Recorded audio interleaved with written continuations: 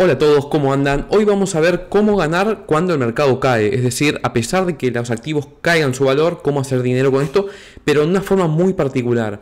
Y esto es sin hacer una venta en corto. ¿Por qué digo esto? Porque muchos me consultaron, porque cuando uno tiene una venta en corto es susceptible a tener un llamado de margen o un margin call, lo cual implica que te pueden cerrar la posición si uno no deposita fondos y de esta forma no se puede dar tiempo suficiente quizás a que se desarrolle todo el proceso que queremos o la caída del precio que buscamos para poder ganar dinero, y además nos obliga a tener un margen de colateral. ¿A qué nos referimos con un margin call? Para que no lo entienda, ya lo tenemos otro video explicado, pero lo voy a explicar brevemente. Básicamente un margin call lo que implica es que el broker, es decir, donde operamos, nos pide por lo menos tener un colateral de, por ejemplo, 25 o 50%. Hagamos un ejemplo con el S&P. Supongamos que yo vendo en corto el S&P 500, entonces, ¿qué hago? Supongamos que lo vendo a $500. Vamos a suponer por valores redondos que el S&P 500 está en $500 de valor, entonces yo hago una venta en corto en $500. Vendo un S&P y me quedo en menos un S&P. Lo voy a escribir acá para que lo vean. Entonces, supongamos que el broker me pide un margen del 50%. ¿Qué significa esto?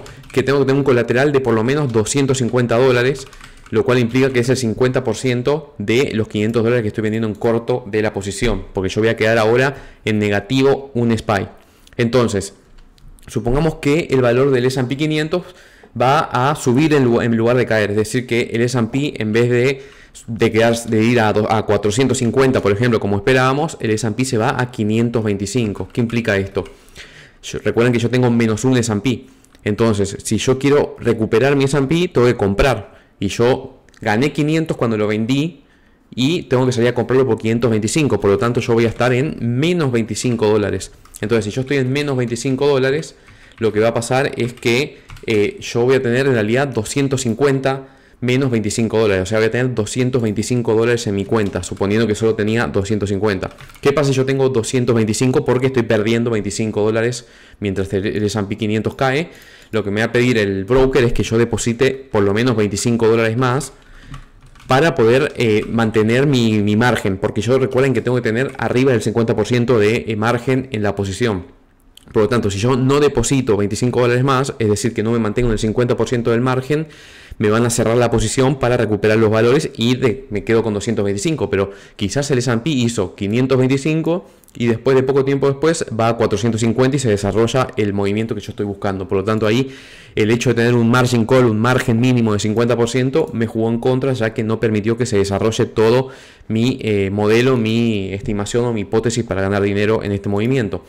Esto es en el caso de que pidan un 50%. Algunos piden 25%, en ese caso tendría que tener menos. Tendría que tener 0,25 por 500, son 125 por lo menos. Vamos a poner acá 125 en caso de que pidan en caso de que pidan 25% de margen, y ahí también, bueno, hay que hacer las cuentas nuevamente.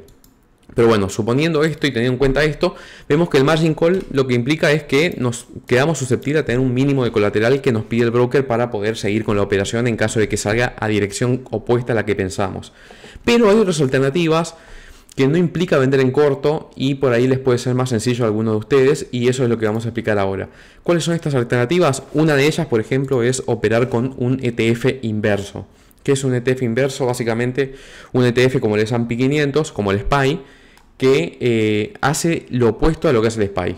¿Qué significa esto? Básicamente que si, por ejemplo, el SPY sube 1%, el ETF inverso baja 1%.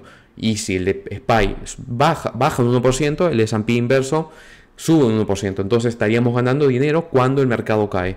Un ejemplo de este S&P, este ETF inverso, es el SH, por ejemplo. Entonces, veamos el SH. Básicamente, si vamos a ver el SPY cuánto se movió hoy, vemos que se movió 1,80 básicamente para arriba. Por lo tanto, este cayó. ¿Cuánto cayó?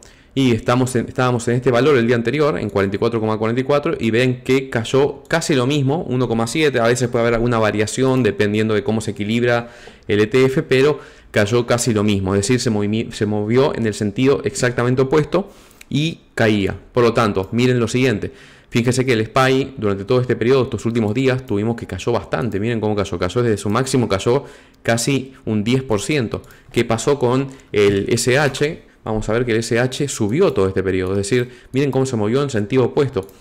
cuando había caído un 10%, en el caso del SH subió un 10%, un poquito más, 11%. A veces puede haber una variación, básicamente eso se debe por un tema de un deterioro diario de compounding, eso lo podemos explicar después. Estos ETF en general suelen ser mejor para seguir el rendimiento diario y no tanto el rendimiento a súper largo plazo, siempre hay algunas diferencias, pero en términos generales es una alternativa short que puede ser muy interesante para algunos, particularmente para los que les da miedo hacer short de este tipo de operaciones, ¿no? Que suelen tener un poquito más de riesgo que otras porque piden un margen, te pueden cerrar la posición si uno no mantiene el mínimo margen de mantenimiento que piden, entre otras cosas. Entonces, el SH es uno de ellos, se llama ProShares Short S&P 500. Tenemos otras opciones como puede ser incluso apalancadas, es decir, el SDS, por ejemplo, si escriben SDS, es lo mismo que el ETF inverso del S&P, pero en este caso es más agresivo y se mueve por 2. ¿Qué significa eso? Que si suponiendo que el S&P 500, el SPY, bajó un 1%, este sube 2%, es decir, que es opuesto y por 2, por lo tanto es más agresivo para el que quiera hacerlo. Por ejemplo, si vemos el ejemplo de hoy que cayó 1,8, subió 1,8, en este caso este cayó 3,4, es decir, que se multiplicó por 2 y un poquito más, como les comenté puede haber algunas variaciones.